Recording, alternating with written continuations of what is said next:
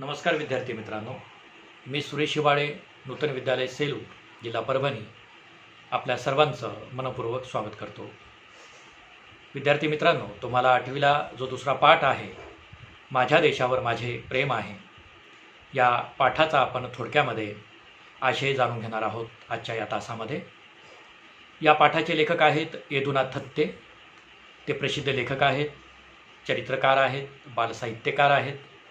साधना या साप्ताहिकाचे ते 32 वर्षीय संपादक होते। ते स्वातंत्र्य सैनिक होते। साने गुरुजींच्या जीवन, कार्य आणि विचारांचा यदुनाथ थत्ते यांच्या विचारांवरती आणि जीवनावरती प्रभाव आहे। विद्यार्थी मित्रांनो, यदुनाथ थत्ते यांनी जे प्रतिज्ञा नावाचं पुस्तक लिहिलेलं आहे, त्या प्रतिज्ञा नावाच्या पुस्तकातील जो अंश आहे तो तुम्हाला अभ्यासक्रमाला आहे, तो आपण आज बघणार आहोत। तुम्ही रोज सकाळी एक प्रतिज्ञा म्हणत असता, भारत माझा देश आहे, सारे भारतीय माझे बांधव आहेत, माझ्या देशावर माझे प्रेम आहे।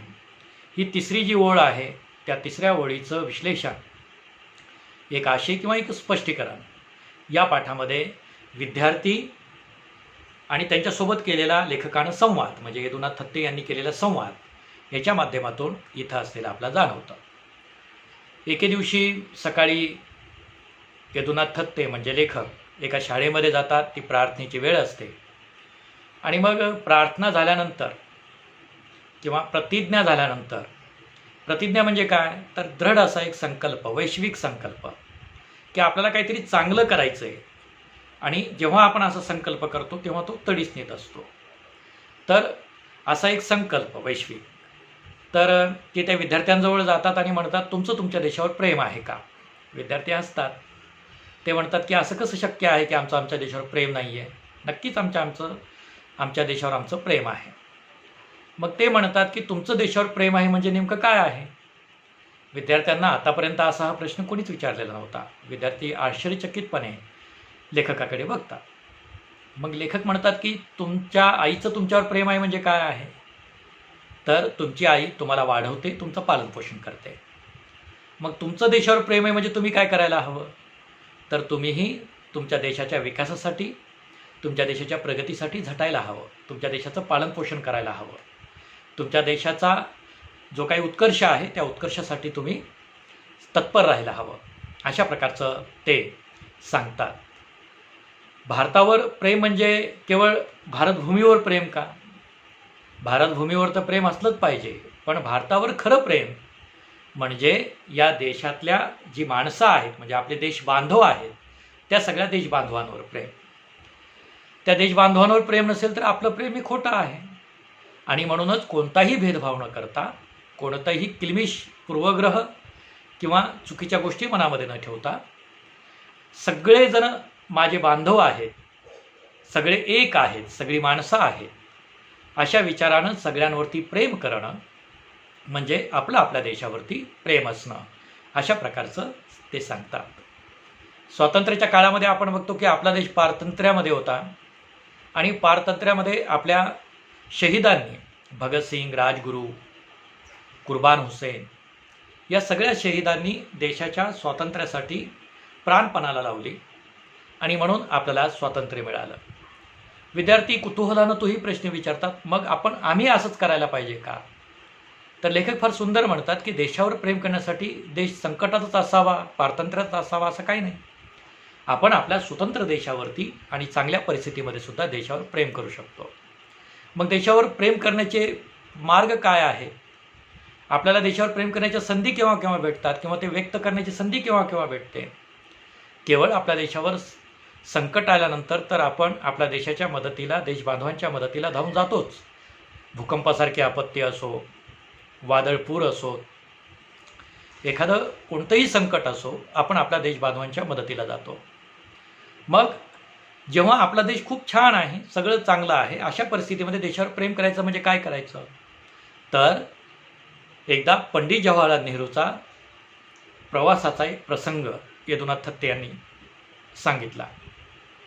ते म्हणतात की पंडित जवाहरलाल नेहरू, आपले भारताचे पहिले पंतप्रधान, एकदा प्रवासाला निघालेले होते आणि त्या प्रवासामध्ये त्यांना काही माणसं भेटली, त्यांनी त्यांचा जय जयकार केला, भारत माता की जय म्हटलं. मग भारत माता की जय म्हटल्यानंतर पंडित नेहरू म्हणाले की भारत माता की जय म्हणजे काय. मग हळूहळू बोलता बोलता त्या सगळ्या माणसांना त्यांनी सांगितलं की भारत माता की जय म्हणजे तुमच्या सगळ्यांची जय, भारतामध्ये जी माणसं राहतात त्या सगळ्यांचा विजय. आणि मग या सगळ्यांचा विजय खऱ्या अर्थानं व्हायचा असेल तर काय करायचं असेल तर प्रत्येकानं आपली जी भूमिका आहे, आपली जी जबाबदारी आहे. विद्यार्थी मित्रांनो, आपण हक्काचा जेव्हा विचार करतो किंवा मला माझी हक्क आपण मिळाली पाहिजे असं जेव्हा म्हणतो, तेव्हा आपल्या कर्तव्याची जाणीवही आपण ठेवली पाहिजे. महात्मा गांधी असं म्हणतात की अश्रू आणि हास्याची, सुखाची परिभाषा आपल्याला कळली पाहिजे. जे दुःखात आहेत त्यांच्याही मदतीला आपण धावून गेलं पाहिजे आणि जे सुखात आहेत त्यांचा आनंद वाढवण्यासाठी सुद्धा आपण गेलो पाहिजे. म्हणजे सगळ्यांसोबत जगणं. बघा, आपलं पसायदान आहे, विश्वमंगल्याचं पसायदान आहे, जगाच्या कल्याणाचं पसायदान आहे, भूतदयेचं पसायदान आहे. वसुदेव कुटुंबकम आपण जेव्हा म्हणतो तेव्हा जगातल्या चराचर सृष्टीवरती आणि या माणसांवरती प्रेम करणं म्हणजे देशावरती प्रेम करणं. देशाच्या प्रगतीचा, देशाच्या विकासाचा, देशाच्या उत्कर्षाचा सातत्यानं विचार करणं. मग हा विचार कसा करायचा आहे की तुम्ही सगळी बालक उद्याचे देशाचं भविष्य आहात, उद्याचं देशाचं चालक आहात. मग तुमची जबाबदारी काय आहे. तुमची जबाबदारी ही आहे की तुम्ही उत्तम अभ्यास करणं, उत्तम ज्ञान संपादन करणं, खूप चांगली पुस्तकं वाचणं, स्वतःचा कल, स्वतःचा पिंड ओळखणं, आपल्याला तो ओळखू येत नसेल तर आपले गुरुजन, आपल्या आईवडिलांकडून तो जाणून घेणं आणि त्या माध्यमातून आपलं मन, मेंदू, मनगट सशक्त करून आपण आपल्या देशाच्या प्रगतीमध्ये आपला सिंहाचा वाटा देणं. झाडं कोणी तोडत असेल तर ती झाडं कोणी तोडणार नाही याची खबरदारी घेणं. आपलं अंगण, आपला परिसर, आपलं गाव, आपली शाळा सगळी स्वच्छ कशी राहील, सुंदर कशी राहील याचा सातत्यानं विचार करणं. कोणतंही प्रदूषण आपल्याकडून होणार नाही आणि आपण कोणाला होऊ करू देणार नाहीत. मग ते जलप्रदूषण असो, वायू प्रदूषण असो, ध्वनी प्रदूषण असो, त्याच्यासाठी जागरूक राहून ही सगळी प्रदूषण टाळण्याचा प्रयत्न करणं. एखादी स्वच्छता मोहीम असेल तर त्या स्वच्छता मोहिमेमध्ये सहभागी होणं. एखादी वृक्ष लागवड असेल तर त्या वृक्ष लागवडीच्या मोहिमेमध्ये सहभागी होणं. ही सगळी देशावरतीचं प्रेम व्यक्त करण्याची मार्ग आहे. म्हणून महात्मा गांधी म्हणतात की प्रेम हे निष्क्रिय असू शकत नाही, प्रेम हे सक्रिय असतं. आणि म्हणून आपण स्वावलंबी असलं पाहिजे, श्रम प्रतिष्ठा आपल्या मनामध्ये असली पाहिजे, आपण सातत्यानं काम केलं पाहिजे, सातत्यानं आपण चांगल्या चांगल्या गोष्टी आत्मसात केल्या पाहिजे. अशा प्रकारचं इथं लेखकांनी सांगितलेलं आहे. लेखक आणखीन एक छान उदाहरण देतात कबीराचं. संत कबीर तुम्हाला माहिती आहे, संत कबीरांचा एक दोहा आहे, कल करे सो आज करे सो अब, पल में प्रलय हो सकता फिर करेगा कब. विद्यार्थी मित्रांनो, वेळेचं महत्त्व सांगणारे संत कबीर, जीवनाचं जगण्याचं महत्त्व सांगणारे संत कबीर आणि प्रेमाचंही महत्त्व सांगणारे संत कबीर. तर हे संत कबीर शेले विणायचं काम करत होते. हातमागावरती जे विणले जातात त्याला शेले म्हणतात. पण ते स्वतःसाठी करायचं या भावनेतून करत नव्हते. ते देशासाठी मी हे काम करतो आहे या भावनेतून करायचे. आणि म्हणून तुम्ही आपण जे काही करणार आहोत ते उत्तम करणार आहोत, ते मंगल आणि उदात्त करणार आहोत. आपली जी काही जीवनाची वाटचाल असणार आहे ती सत्तेची असणार आहे. आपलं जे काही ध्येय असणार आहे ते उत्तम आणि उत्कृष्ट असणार आहे. आपण जी साधनं वापरणार आहोत आपलं साध्य प्राप्त करण्यासाठी, साध्य म्हणजे काय, ध्येय. आणि साधनं कोणती, तर मग तुमची पुस्तकं आहेत. तर तुम्ही जी काही वापरणार आहात, जो काही जीवनमार्ग वापरणार आहात तो उत्तम असणार आहे. आणि हे सगळं आपण जर उत्तम केलं तरच आपण आपल्या देशाचे एक चांगले नागरिक म्हणून घडू. आपण स्वतःला देशाचं चांगलं नागरिक घडवणं म्हणजे आपल्या देशावर प्रेम आहे. आपली आई आपलं कर्तव्य प्रामाणिकपणे पार पाडते, आपले वडील आपलं कर्तव्य प्रामाणिकपणे पार पाडतात, आपले गुरुजन आपलं कर्तव्य प्रामाणिकपणे पार पाडतात. आपल्या देशातले सगळी व्यवस्था, प्रशासन असो, शासन असो, सगळे नेतृत्व असो, त्यांचं कर्तव्य पार पाडतात. मग आपणही एक विद्यार्थी म्हणून आपलं कर्तव्य प्रामाणिकपणे पार पाडणं म्हणजे आपण आपल्या देशावरती प्रेम करणं.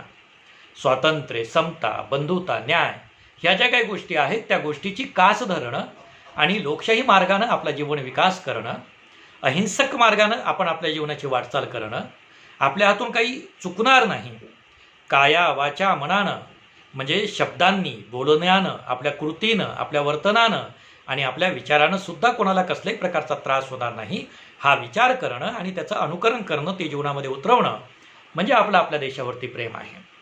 साने गुरुजींची कविता तुम्हा सगळ्यांनाच माहिती आहे. ते गाणं आहे प्रसिद्ध, खरा तो एकची धर्म जगाला प्रेम अर्पावे.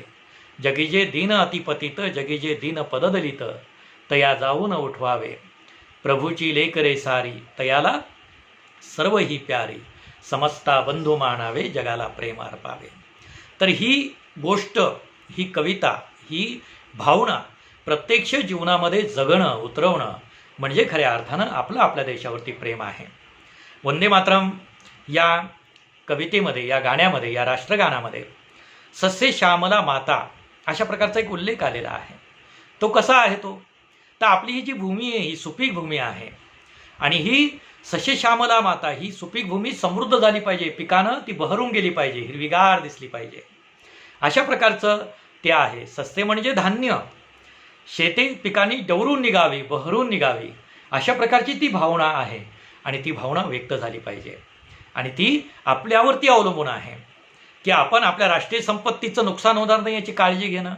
आपण बसमध्ये असताना, प्रवास करताना, रेल्वेमध्ये प्रवास करताना आपण ती घाण होणार नाही बस आणि रेल्वे, किंवा कोणी त्याचं नुकसान करणार नाही, त्याचीही आपण जबाबदारी घेतली पाहिजे. ते आपलं कर्तव्य आहे. आणि ही सगळी आपण छोट्या छोट्या छोट्या गोष्टींमधून जर आपण आपली चांगली कृती आपण राष्ट्राचं कर्तव्य म्हणून करत गेलो तर नक्कीच आपल्या देशावर प्रेम आहे आणि आपण अभिमानानं म्हणू, माझ्या देशावर माझे प्रेम आहे. बघा विद्यार्थी मित्रांनो, माझं हा शब्द खूप महत्त्वाचा आहे. याच्यामध्ये एक बिरबलचं कथा सांगितली जाते, अकबर आणि बिरबलची. काय त्या कथेचं सार आहे की एक दिवस बादशाह हा बिरबलाला म्हणतो की ह्या राज्यावर सगळ्यांचं प्रेम आहे आणि हे सगळं माझं ऐकतात. ते म्हणतात आपण परीक्षा घेऊ. ते एक हौद करतात आणि सगळे एक दौंडी पिटवली जाते आदल्या दिवशी संध्याकाळी की उद्या सकाळी 9 ते सायंकाळी 6 प्रत्येकानं एक तांब्या दूध त्या हौदामध्ये टाकायचं आहे. ती दौंडी पिटवली जाते, त्याच्यावर एक पांढरा रुमाल झाकला जातो आणि मग प्रत्येकजण येतो, एक तांब्या आणतो आणि त्याच्यामध्ये टाकतो आणि कोणी बघत नाही त्याच्यामध्ये कोण काय टाकतंय. आणि रात्रीच्या वेळेला किंवा सायंकाळच्या वेळेला जेव्हा तो पांढरा कापडा काढला जातो तेव्हा बघितलं जातं की याच्यात दुधाऐवजी पाणीच आहे. हे असं का झालं? कारण प्रत्येकानं आपली जबाबदारी दुसऱ्यांवरती लोटली. प्रत्येकाला काय वाटलं की मी एक तांब्या पाणी टाकलं तर काय फरक पडतो, दुसरे तर दूधच टाकणार आहेत. आणि झालं असं की प्रत्येकानंच हा विचार केला आणि त्याच्यामध्ये दुधाऐवजी पाणीच झालं. असं आपलं प्रेम असू नये. आपण आपली जबाबदारी दुसऱ्यांवरती कधी लोटायची नाही. तर खऱ्या अर्थानं हे माझं काम आहे, मी माझ्यापासून सुरुवात केली पाहिजे. कोणी माझ्या मागे येवो न येवो, कोणी ऐको न ऐको, पण मी मात्र माझी वाटचाल माझ्या योग्य मार्गानं, माझ्या राष्ट्रीय कर्तव्याच्या भावनेनंच केली पाहिजे, अशा प्रकारचा विचार. तुम्ही तुमचं पुस्तक कोणाला देता का? तुम्ही तुमचा कंपॉस कोणाला लवकर देता का? दिला तरी पटकन मागता की नाही? त्याचं कारण काय असतं? कारण तो तुमचा असतो, माझा असतो. आणि म्हणून माझं ही जी काही भावना आहे ती भावना महत्त्वाची असते. मग हा देश माझा आहे याचं भान आपण ठेवलं पाहिजे. हा देश माझा आहे याचे भान जराशी राहू द्या रे, ही जी काही भावना आहे ती आपली असली पाहिजे. म्हणून आपण झाडं लावावीत, झाडं जगवावीत, पर्यावरणाचं नुकसान होणार नाही याच्यापासून आपण जागरूक राहावं, कोणत्याही प्रकारचं प्रदूषण आपण करू नये. राष्ट्रीय एकात्मतेची भावना आपल्यामध्ये असावी, समतेची भावना आपल्यामध्ये असावी. आणि जसं आपलं मातृभूमीवरती प्रेम आहे, आपल्या देशावरती प्रेम आहे, तसं आपल्या देशबांधवांवरतीही प्रेम असावं. अशा प्रकारचा एक विचार, अशा प्रकारचा एक संदेश, माझ्या देशावर माझं प्रेम आहे, या पाठाच्या माध्यमातून यदुनाथ थत्ते या लेखकांनी आपल्यापर्यंत पोहोचविलेला आहे. तेव्हा विद्यार्थी मित्रांनो, हा पाठ परत एकदा वाचा, त्याचा स्वाध्याय सोडवा आणि आपल्या देशावरचं प्रेम अधिकाधिक कसं वाढेल, अधिकाधिक तुमचा अभ्यास किती छान होईल याचा प्रयत्न करा. आपलं मन, आपलं मेंदू, आपलं मनगट सशक्त करून सबल व्हा. तेव्हाच दिव्य पताका घेऊ, करी दिव्य पताका घेऊ, गीत भारत भूचे गाऊ, अशा प्रकारचा आपण म्हणू शकू. आणि तेव्हाच बलसागर भारत हो, विश्वात शोभून राहो, बलसागर भारत हो, विश्वात शोभून राहो. धन्यवाद.